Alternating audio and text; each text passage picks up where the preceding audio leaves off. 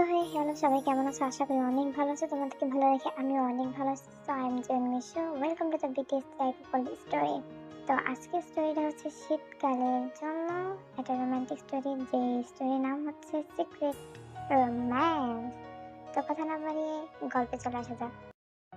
আহ, ওই আর না, যান এখন বাসায় যান। No way my heart baby, আমি আজ আর যাচ্ছি না। কেন? কেন যাবেন না? আঙ্কেল আন্টি চিন্তা করবে। তুমি তাদের নিয়ে চিন্তা কেন করছো? তুমি শুধু আমাকে নিয়ে চিন্তা করো জান। তো আমার কথা অমান্য করেছো হানি, তাই এখন পানিশমেন্ট পাবা তুমি। এই না ড্যাডি প্লিজ, তোমার ভালোবাসা নিতে গেলে আমার হাঁটার ক্ষমতা 2-3 ঘন্টার জন্য হারাই যায়। আর punishment?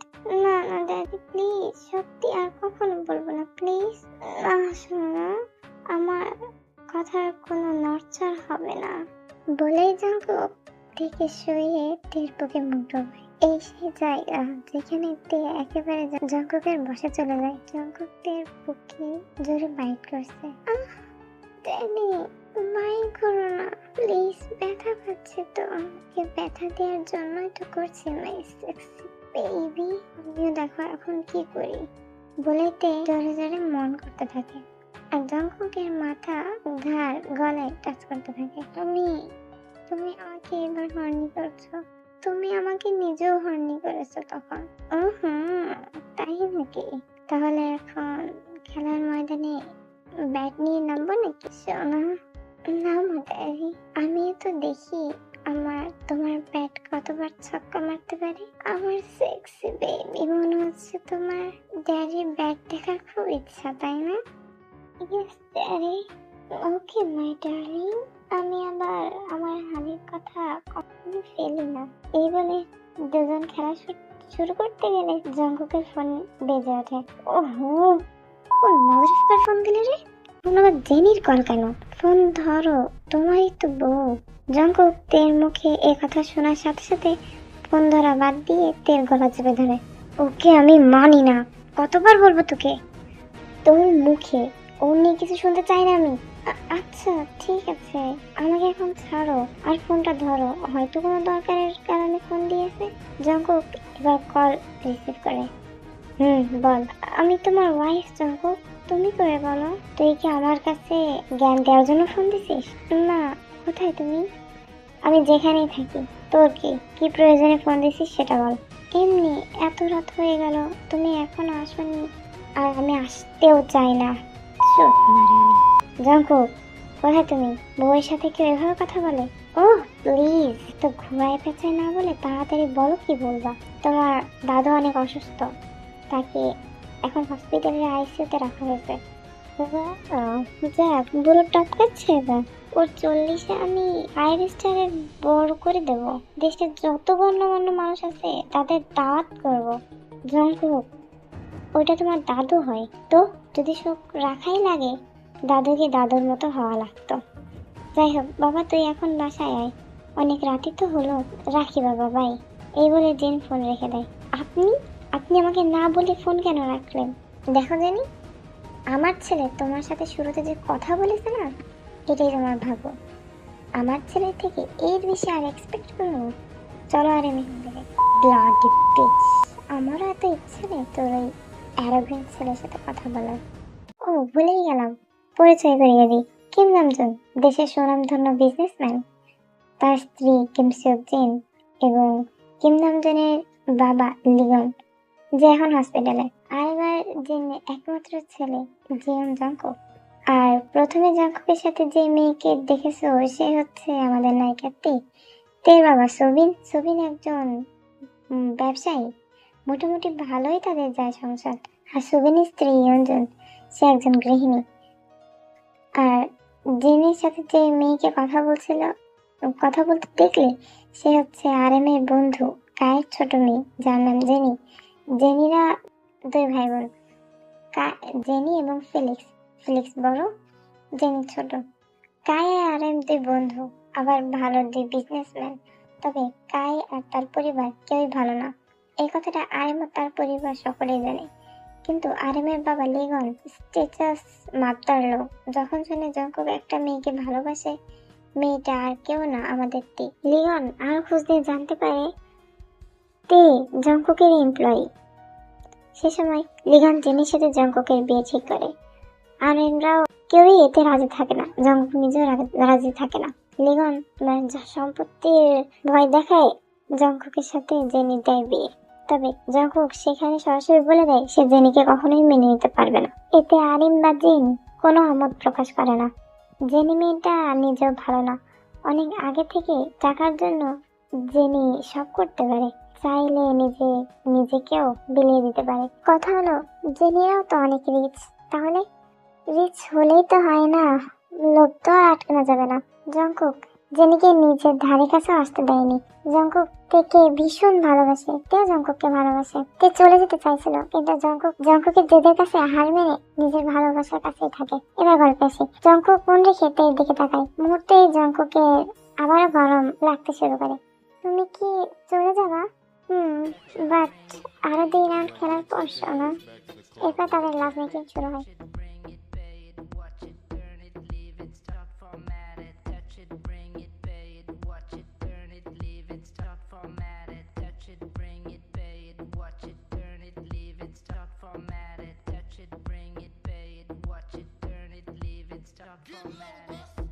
Who be the king of the sound? Bust a bus back and just put a lock on the town. Now know my bitches be coming from miles around. See, they be coming, cause they know how to gog it Turn it down. up, now you know who holding the throne, so give me the crown. Niggas still looking and trying to give me a pound. I don't really fuck with you niggas is clowns. Making the bitches strip and throw this shit on the ground. Get low, boy. Now that's the way that it goes. When we up in the spot, the shit be flooded with holes. এরপর Jungkook তেকে বাসায় নামিয়ে দিয়ে নিজে বাসায় যায়। দরজায় knock করতে জিন দরজা খুলে দেয়। তুমি জেগে আছো আম্মু? রে বাবা, ভালোই করছো। তুই কোথায় ছিলি বাবা? অফিসে। খাইছিস কিছু রাতে? খাইছি। আমি রুমে গেলাম আম্মু, তুমিও গিয়ে এখন শুয়ে পড়ো। ওকে বাবা, গুড নাইট। Good night. এত দেরি হলো যে? তো কোথায় ছিলে?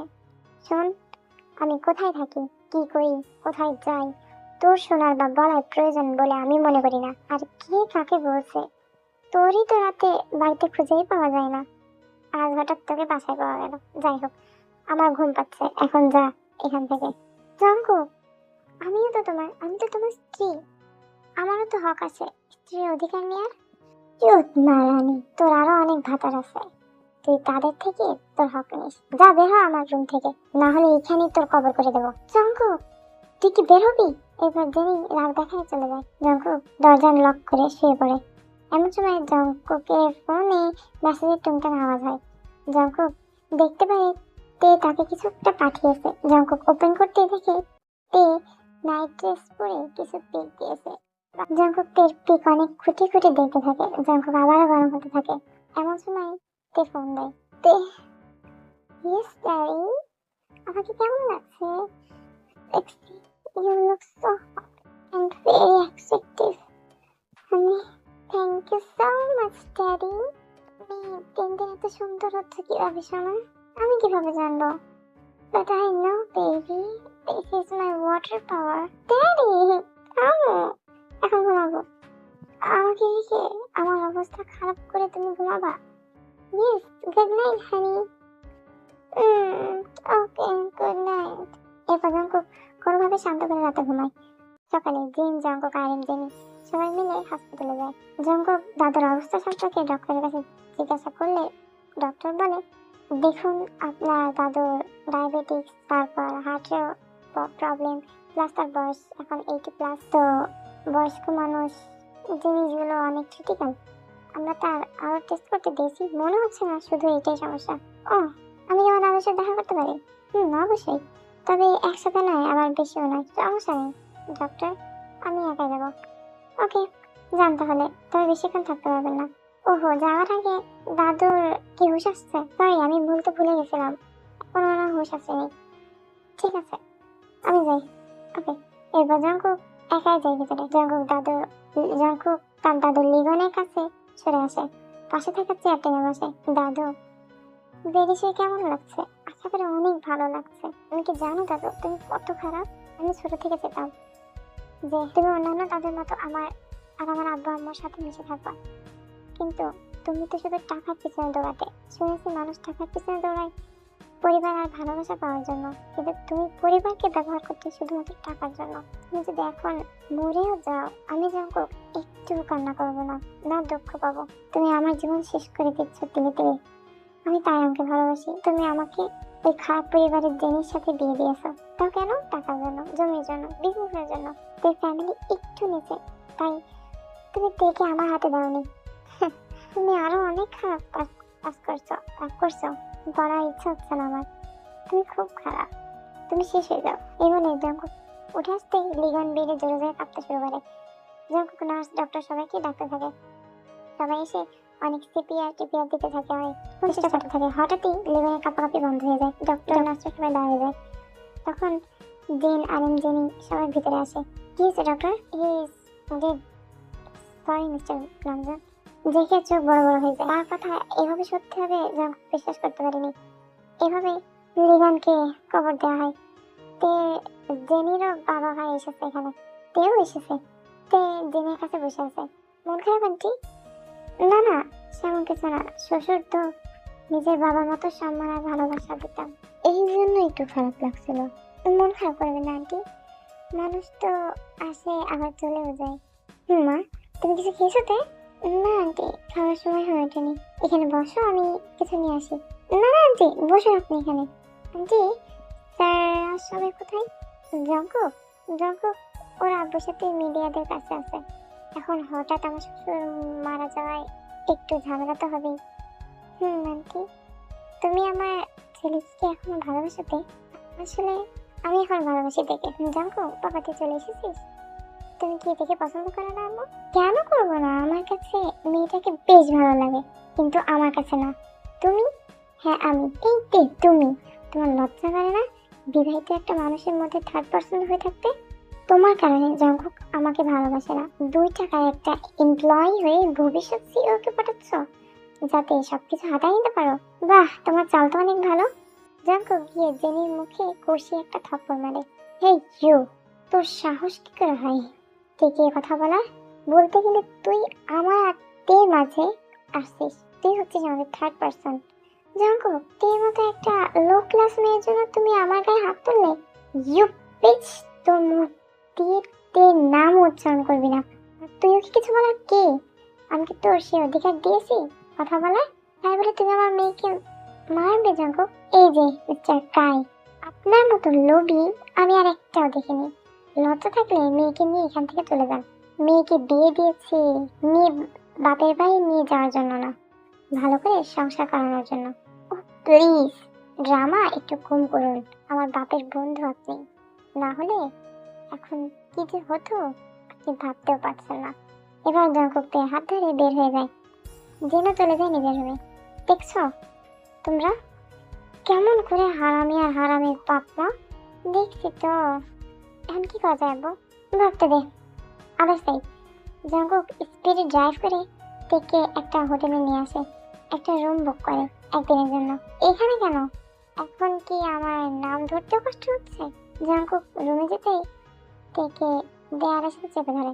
তুই তখন কিছু কেন বললি না জেনের মুখের উপরে?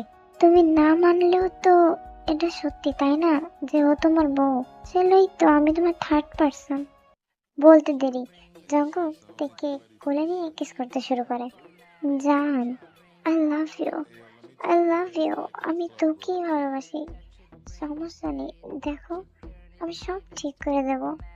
তো কাজ করা বাকি আছে, তারপর দেখবি সোনা, সব ঠিক হয়ে যাবে।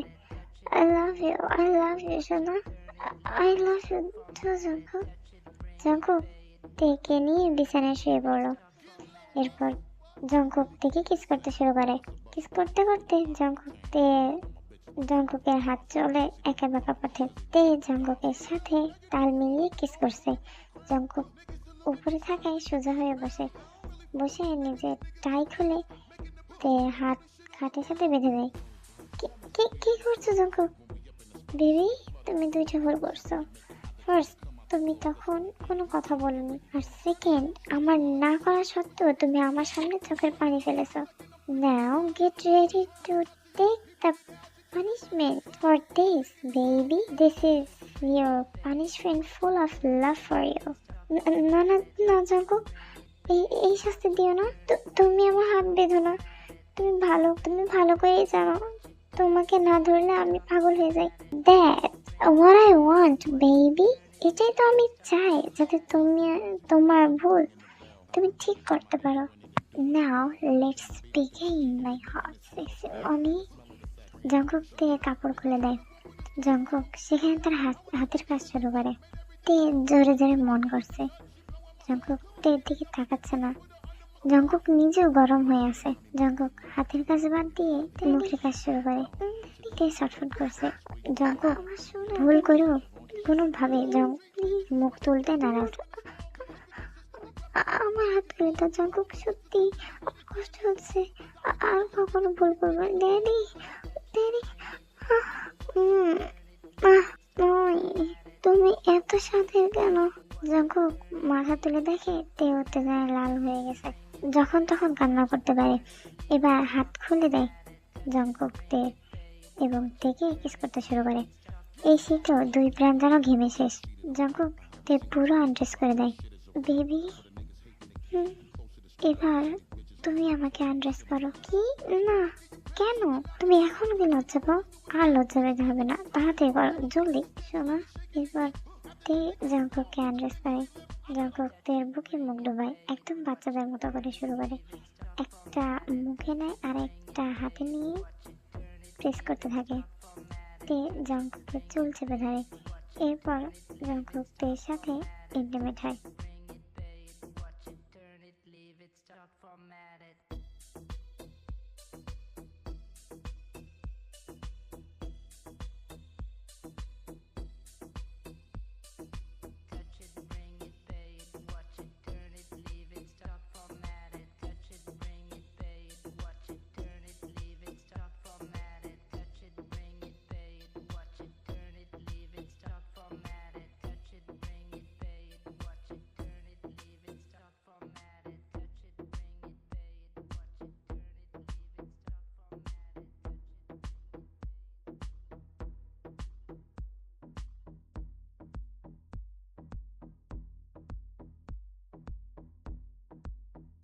এরপর জঙ্কুক থেকে কোলে নিয়ে দুজন শাওয়ার নিয়ে আসে।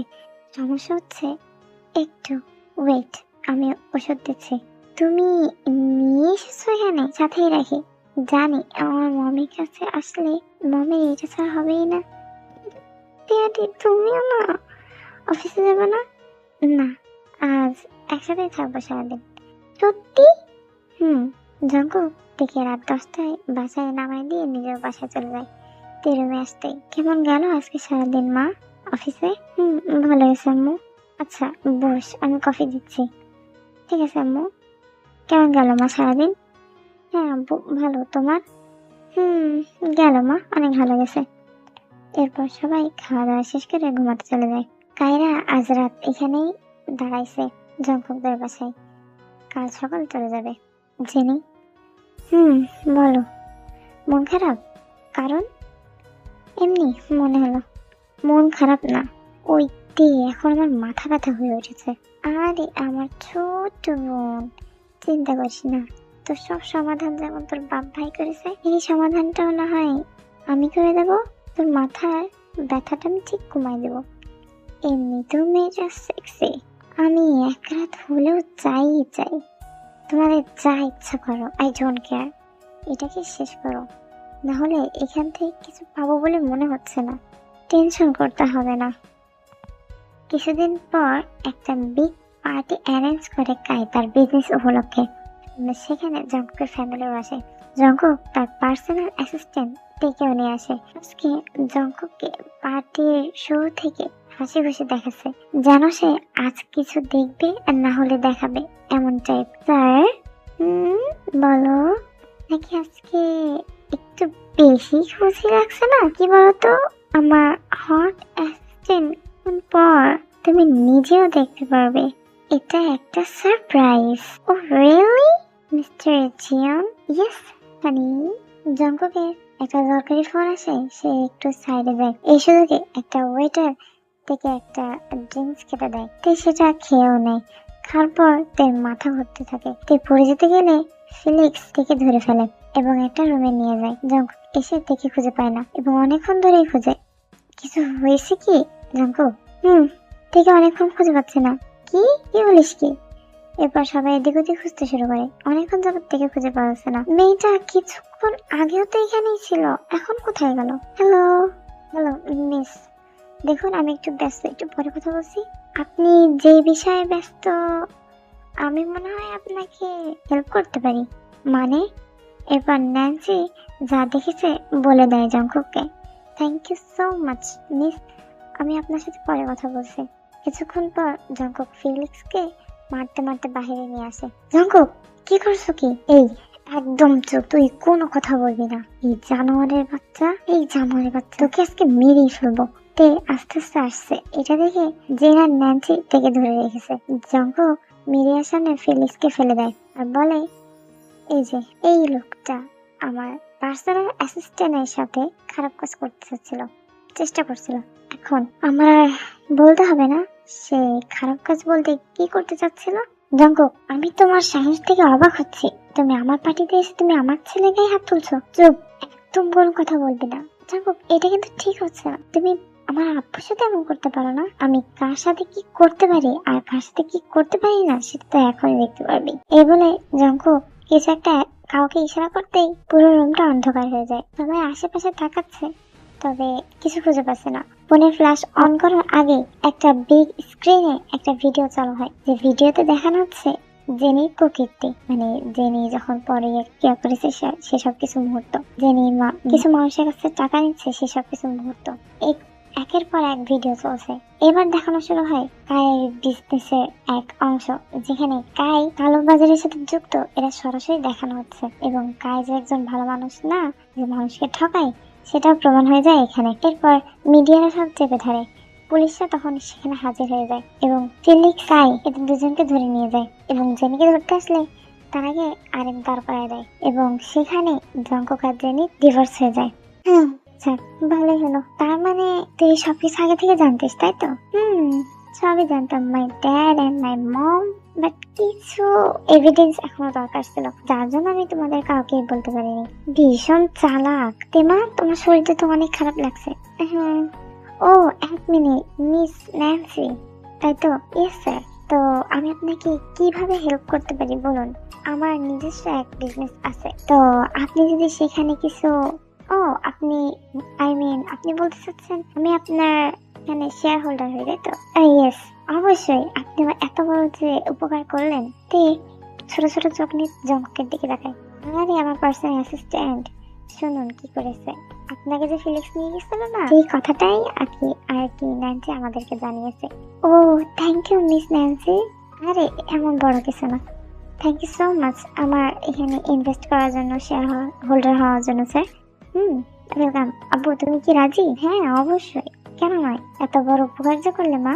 আচ্ছা তাহলে দেখা হবে পরে। Okay thank you so much mister Jion, mister Namjoon. Okay thank you. এভাবেই দিন পার হয়ে যায়। জঙ্কুকের মা এবং বাবা জঙ্কুক সহ তেদের বাসায় যায়। তের বাবা মা জঙ্কুকের বাবা মার সাথে কথা বলে। জঙ্কুক যে একজন ভালো ছেলে তা সবাই জানতো, এজন্য তের সাথে জঙ্কুকের বিয়েটা হয়ে যায়। তো আমি এই পর্যন্তই গল্পটা রাখলাম, বেশি আর আগালাম না, তাদের বাসায় রাত দিলাম না। তো কেমন লাগলো অবশ্যই জানাবা। আসি, বাই বাই।